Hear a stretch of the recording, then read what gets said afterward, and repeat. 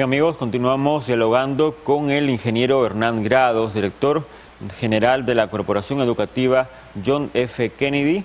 Bueno, y cuando iniciamos esta entrevista decíamos que se trata de un tema que ha recobrado vigencia por los casos que se ven en la actualidad, sobre todo en las noticias políticas y también por esta carrera municipal que ya prematuramente se ha polarizado y que una de las candidatas, Lourdes Flores, ha, digamos, limitado muy claramente entre decencia y corrupción. Digamos, un discurso que le ha valido, por lo menos en estas primeras semanas de campaña, cuando todavía no se han oficializado las candidaturas.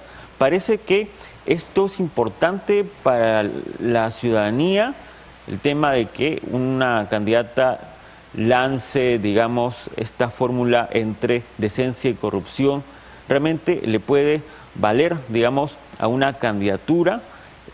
¿Cómo ve este caso específicamente en esta campaña que se ha, digamos, polarizado entre decencia y corrupción? Bien, he estado leyendo, por ejemplo, una encuesta en El Comercio donde el 44% de los entrevistados decían que preferían a un alcalde que haga obras aunque robe. Una pena este tema, pero... un 44%. Un 44%, un alcalde que haga obra aunque robe, ¿no? Esto significa un alcalde antiético, pero sí eficiente, efectivo, que haga las cosas, que haga obra a favor de la población.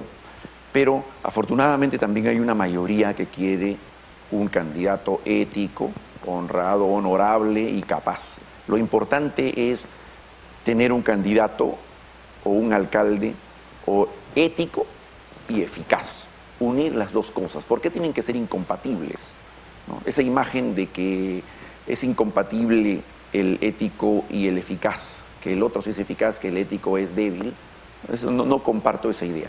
La idea es de que necesitamos un candidato que dé el ejemplo, un alcalde que dé el ejemplo, un alcalde honesto, honrado, que diga la verdad y también que haga obra, que sea efectivo, que sea eficiente para la comunidad. Eso sería un ejemplo a seguir y creo que es lo que necesitamos en el país. Aunque un 44% no es una cifra desdeñable, ¿no? De todas maneras llama a la reflexión y a la preocupación.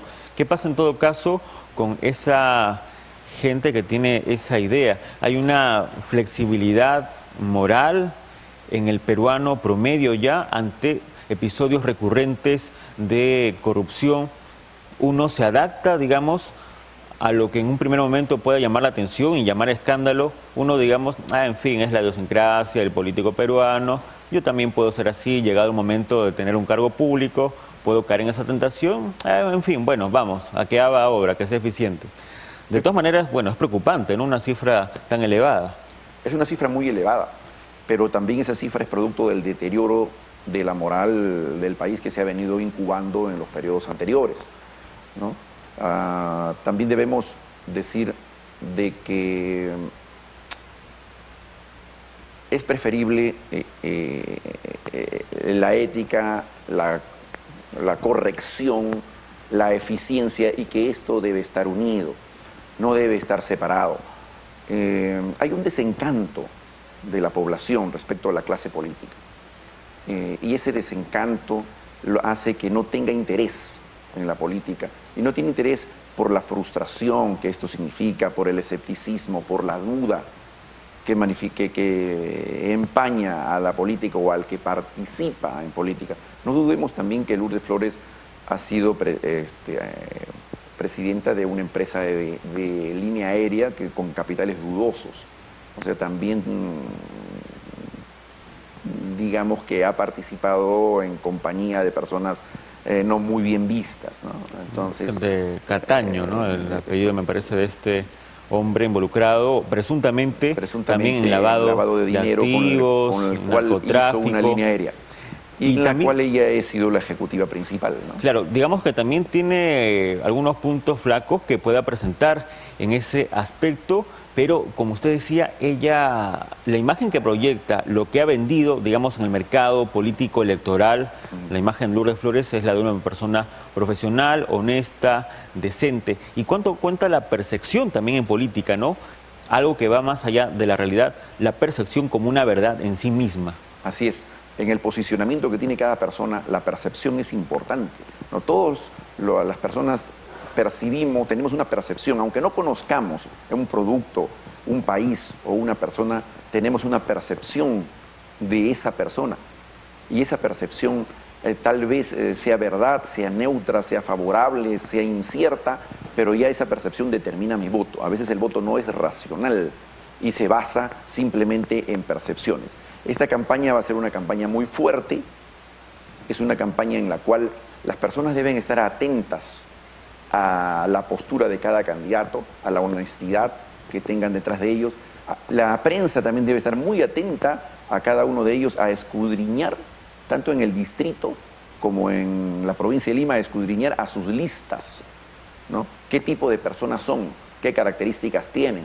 ¿Qué trabajos tienen? Si es en las listas que hay aquí en el distrito, su hoja de vida definitivamente, qué cosa ha hecho, a qué se dedica, en qué trabaja, si es una persona efectiva, eficiente en lo que hace, si es un buen vecino, pues puede integrar una lista de regidores atractiva con la cual el candidato pueda ganarse algunos votos adicionales y ganar las elecciones.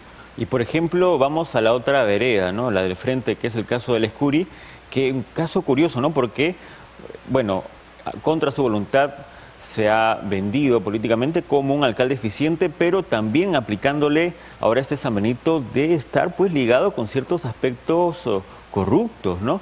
Y él, bueno, digamos, a pesar de que no lo quiere, no ha podido desprenderse también de esta percepción que cierta opinión pública ya tiene de él, pero que aún así, por encima de eso, también piensa votar por él, que imagino no será un margen tan insignificante.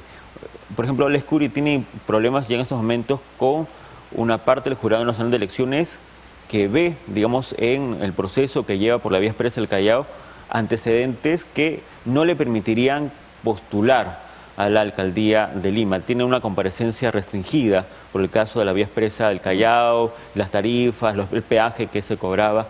¿Le parece conveniente que el Jurado Nacional de Elecciones también, dentro de su tarea de emprender una campaña, también restrinja o ponga filtros más rigurosos para habilitar a un candidato a una postulación?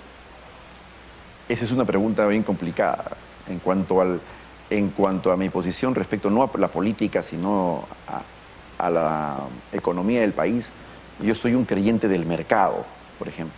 Yo creo que el mercado es el que, en fin, elimina los productos ineficientes y se inclina por los productos eficientes.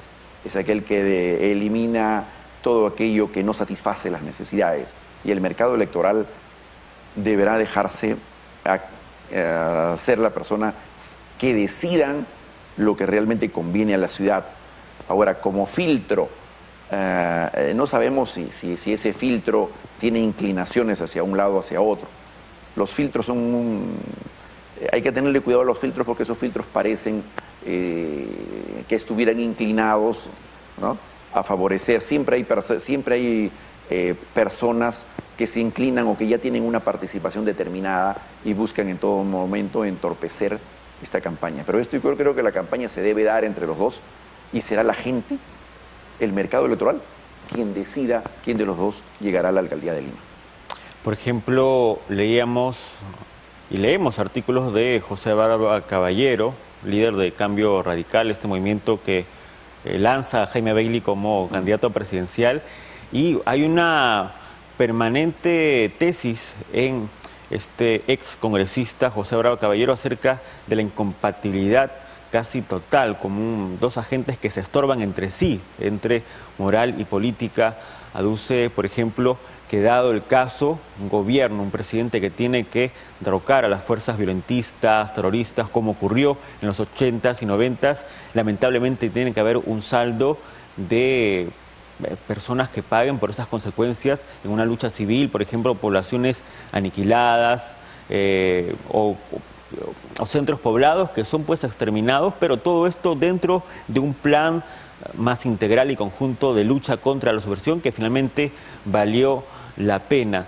¿Cómo, por ejemplo, actuar en estos casos, no? El caso Fujimori que hemos visto, por ejemplo, durante el juicio que duró 2, 3 años, se hablaba pues de personas que terminaron pagando por los culpables, pero que el fin último fue el de aniquilar a las fuerzas subversivas. ¿Vale la pena, por ejemplo, cuando se habla de bajas lamentables que hay en esta lucha interna que fue el terrorismo? Yo he vivido esa etapa del terrorismo. Era una etapa que muchos jóvenes no la han pasado, pero que era una inseguridad ciudadana tremenda. Yo era ingeniero en jefe de la compañía peruana de teléfonos y teníamos mucho cuidado en nuestro edificio que nos vayan a poner un carro adelante. Entonces la inseguridad de salir e irse a tomar un café afuera, a cualquier lugar, era tremenda. Me venía a Vitarte y al salir de mi casa, en el carro tenía que mirar primero quién estaba a la izquierda, quién estaba a la derecha y salir en el carro y salir disparado. La guerra fue terrible, hubo muchas víctimas. Afortunadamente llegó la paz en ese sentido.